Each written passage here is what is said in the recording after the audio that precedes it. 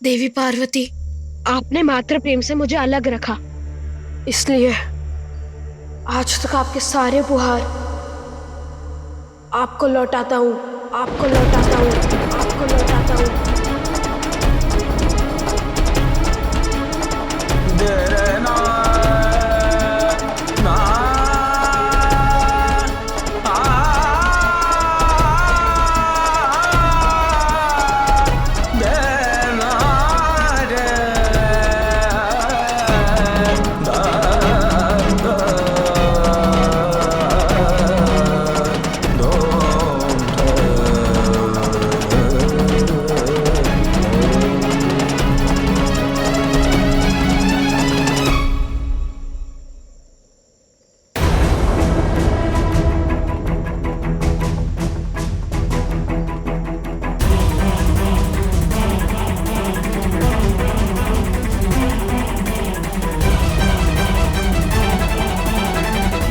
झोला कहाँ गया? जिसे छोड़कर आगे बढ़ गए, उसे खोने पर इतना विचलित क्यों हो बालक?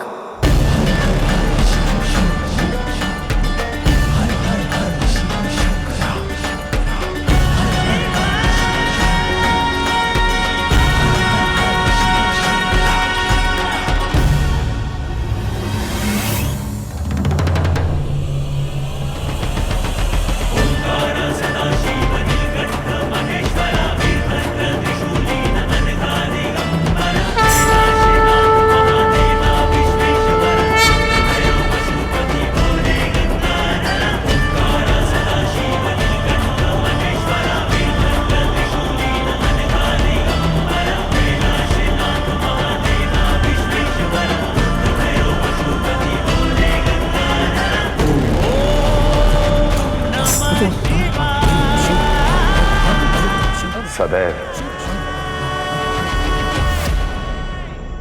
सुखी रहो बालक। जिस वस्तु को त्याग कर भी उसे खो देने का दुख हो, इसका अर्थ है कि त्याग तन से किया गया है, मन से नहीं। बालक, लगता है इन खिलौनों से बड़ा ही गहरा नाता है बालक। भावनाएं जुड़ी लगती हैं।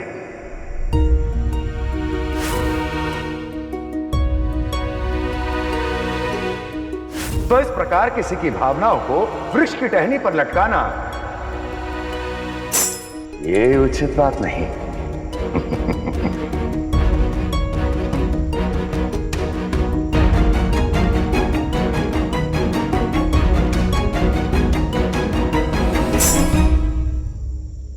तुम्हारे हाव भाव देखकर लगता है कि अभी रुष्ट हो, भावनात्मक पीड़ा में हो।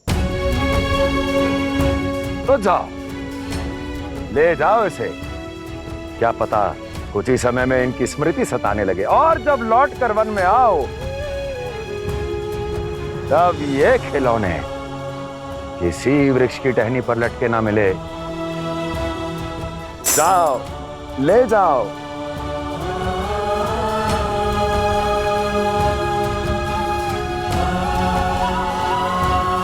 जिन्होंने ये दी है उनके पास पहुंचाने का आपसे सुगम मार्ग और कौन सा होगा?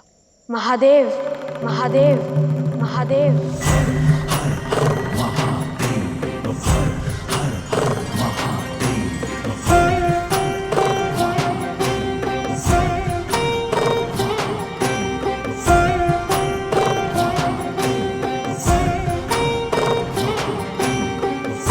ये आप देवी पार्वती को लौटा दीजिएगा।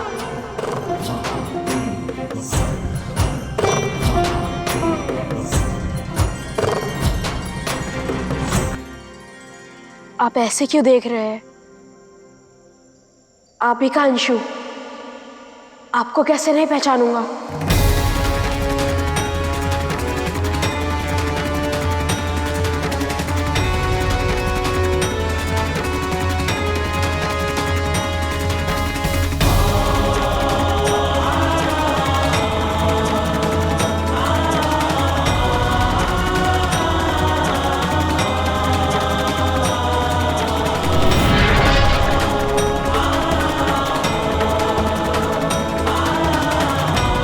उचित कहा पुत्र, तुम मेरे ही अंश हो, शिवांश हो, शिवांश हो।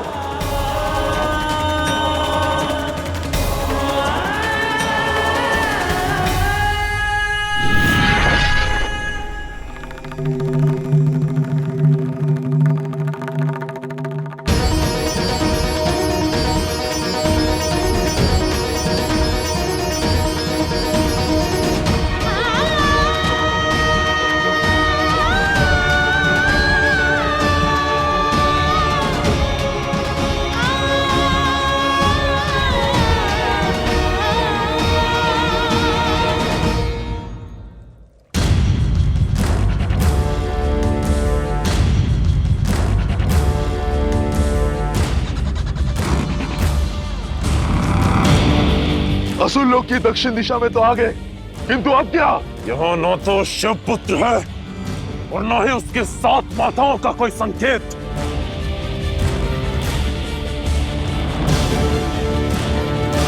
यहाँ कुछ है तो केवल ये राख।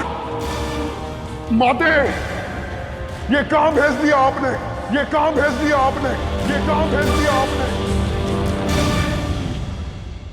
ये क्या गुरुदेव, आपके दिखाए मार्ग पे तो असुर पुत्रों को राख के अलावा कुछ नहीं मिला। स्मरण रहे, मेरी विद्या कभी मिथ्या नहीं हो सकती। उसी राख से शिवपुत्र का पता लगेगा। वो कैसे गुरुदेव? असुर राजकुमारों, असुर राजकुमारों, असुर राजकुमारों, असुर राजकुमारों, तुम तीनों मिलकर उस राख को सम्मान पूर्वक नदी में प्रवाहित कर दो, नदी में प्रवाहित कर दो। गुरुदेव, ये कैसा विचित्र आदेश है? हम यहाँ उस जीवित शिव और शिव पुत्र को मारकर भस्म बनाने आया है या इस राख को सम्मान पूर्वक नदी में प्रवाहित करने? गुरुदेव के आदेश की अवहेलना मत करो, उनकी आज्ञा का पालन करो। जो आज्ञा पिताश्री।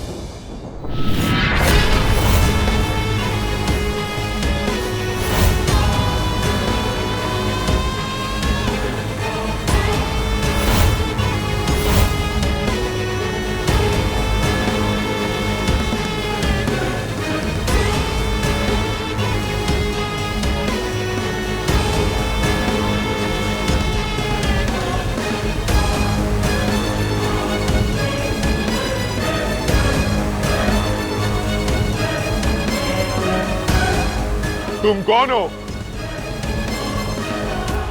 मैं भंडासुर हूँ, भंडासुर हूँ, भंडासुर हूँ, भंडासुर हूँ।